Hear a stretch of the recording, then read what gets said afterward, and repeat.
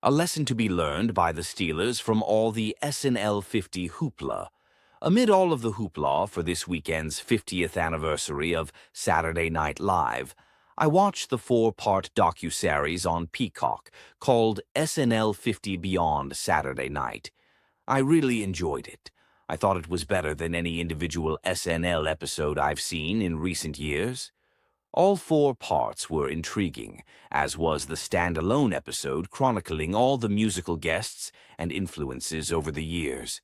That was excellent. One thing stood out to me in the final episode of the Beyond Saturday Night series. The creators dedicated an entire chapter to season 11 of the show. The cast was rebuilt after season 10. Producer Lorne Michaels returned in 1985 in an attempt to save a rudderless show. Ratings plummeted anyway. There was turmoil between the cast and writers. Damon Wayans was fired immediately after a show.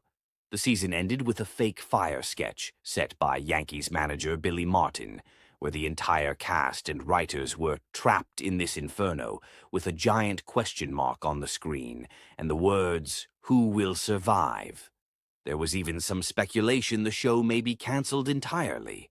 6 cast members were blown out before season 12 started. John Lovitz, A. Whitney Brown, Nora Dunn, and Pittsburgh's Dennis Miller were the only 4 that survived.